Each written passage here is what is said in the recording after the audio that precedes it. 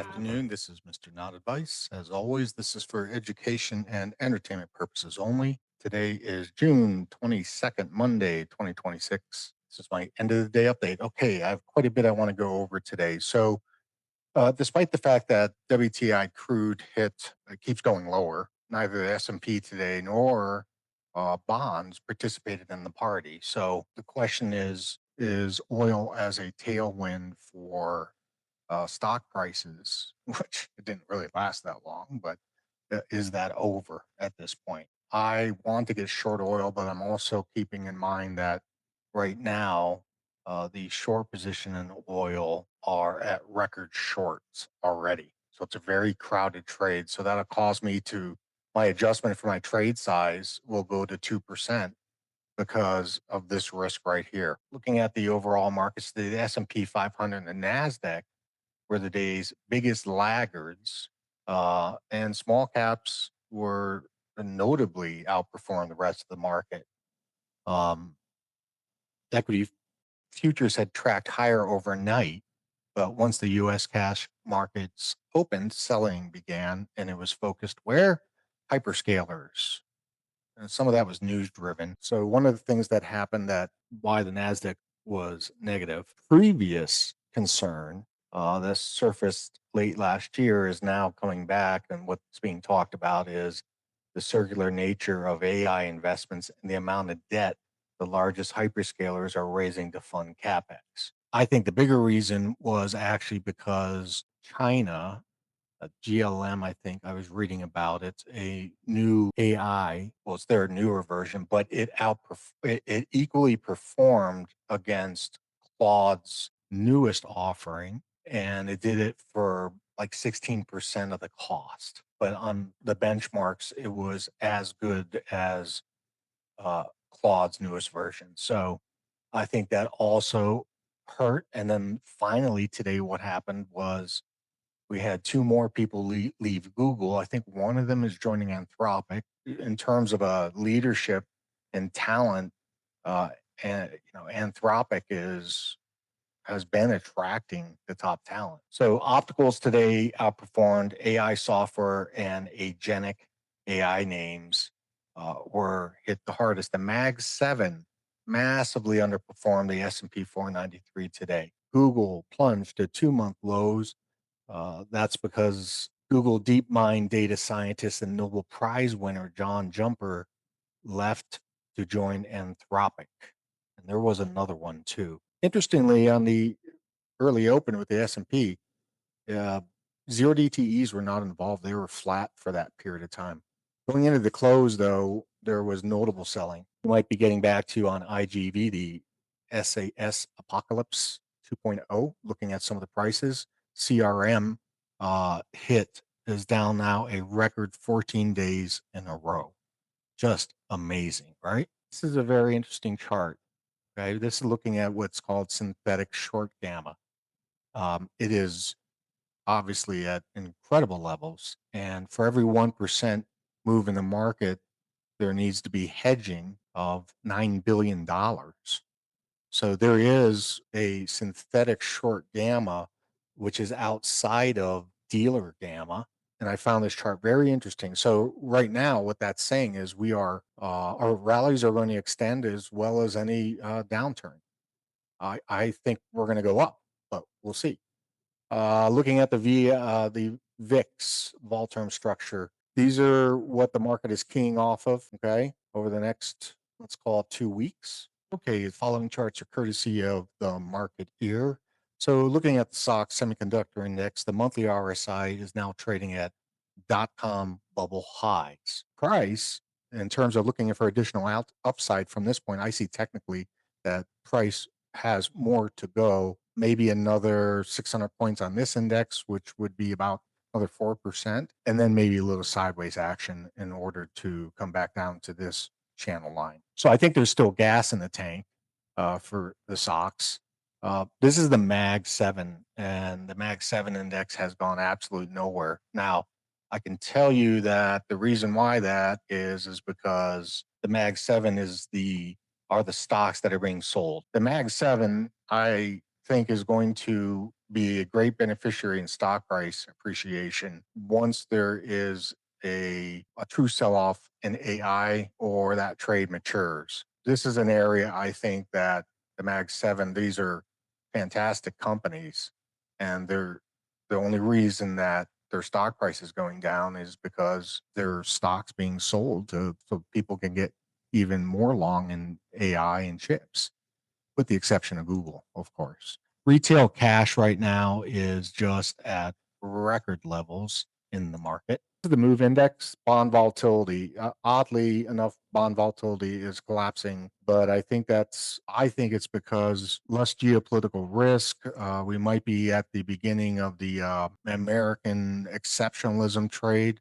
I think that's why volatility is collapsing. What does that translate into in terms of trading behavior? It means that bond traders appear increasingly comfortable fading volatility spikes. Typically, or in the past, the MOVE index and Brent have moved with a correlative relationship. Obviously, that can be broken by an outside black swan event such as the Iran conflict. What this tells me is that I believe Brent has further to go down. And in fact, if it got even to the MOVE index, would be at about $64 a barrel of Brent crude. On volatility is collapsing because the rates market sees fewer macro uncertainties. I agree. That's a note from the market here that also these charts are from.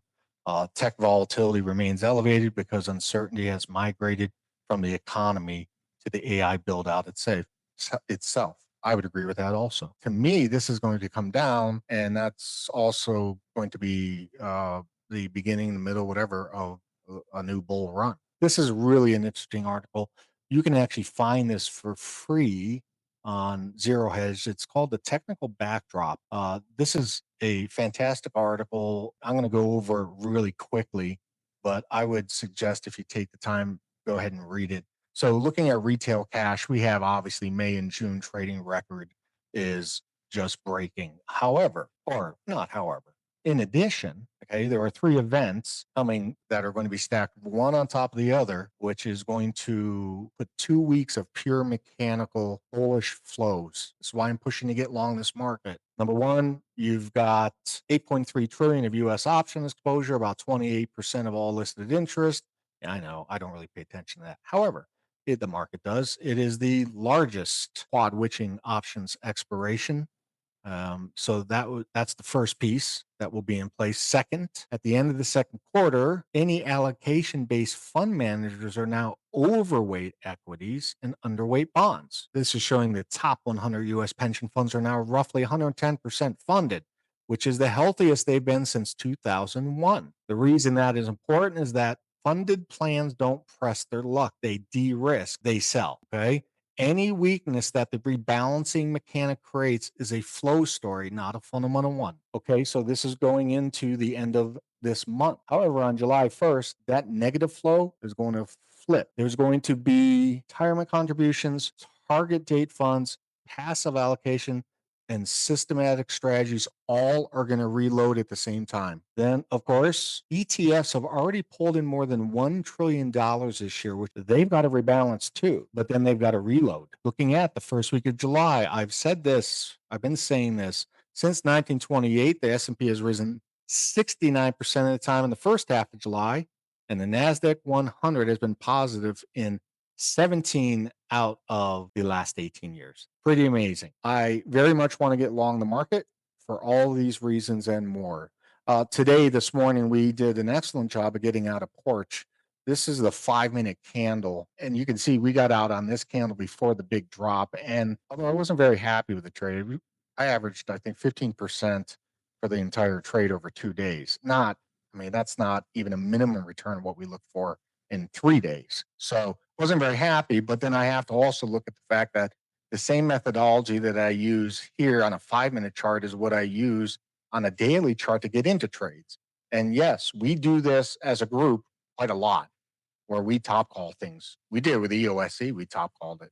We've done it at least 3 times, I think. Out of porch, made a little bit of money. The overall market today, I want to get long the Russell 2000 via the TNA. I will look to do that tomorrow. That is a new high. I am only looking at August options right now. My rule of thumb is Theta Cliff starts around 21 to 30 days. I have to double that, so 60 days out, even though I have a hard stop of 3-day hold that if I've not gotten my minimum scale at least call it 25 to 35%, then I close the trade. So I'm quite risk averse. Okay, so but I'd like to get along the Russell.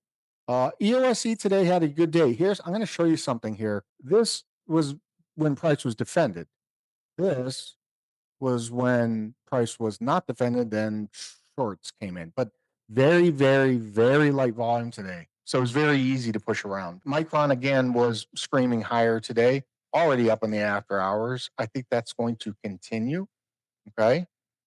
We tried to get long DRAM today, but we're unable to the way the 5-minute chart set up for us. I'm looking to get short UCO, looking to get short Netflix. I've got a number of shorts tomorrow, but I do also, like I said, want to get long the Russell and then eventually the TQQQs for the Qs. We just need to break this top side, which I bet you we do that by the end of this week. Be perfect timing, by the way, for July to start next week. So I think that will happen by the end of this week. Remain long the UUP. This is going to be a slow trade, but I think there's going to be pullbacks, but I think that I'm out to leaps in this in January. And I think that the dollar's just getting started to get stronger. Interesting trade in Nokia, by the way. We are down in our position, but it just printed what I call a low close doji, actually a very nice low close doji after bouncing off the 50-day. This could be a good reversal trade. Now, we have tried to trade Nokia. Like I said, we are down, but that was due to the overall market gapping down this one day. But like I said, with EOSC, I'm not concerned. Today's effectively an inside day. I use the full candle range. So today was an inside day. Doesn't tell me anything. No, I don't like the way it closed. Yes, meaning I don't like that it closed the bottom part of the candle, but I do like the fact that it bounced off the 50. It's got a hold. I think there's more news coming, by the way. The reason why I think there's more news coming is it wasn't defended at all. They just let price go. Educated guess says I think there's news coming. I will add to this at a 827 break. I'm going to do a trade on this. Okay. PCT stuck in this stupid channel. I have to get rejected at the 50-day. We just need to break out of this. Not a good look. This is starting to become a pennant formation. Pennants resolve to the original direction of the flagpole, in my experience.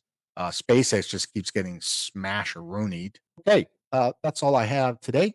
I hope you have a great evening, and I will talk at you tomorrow after the market close.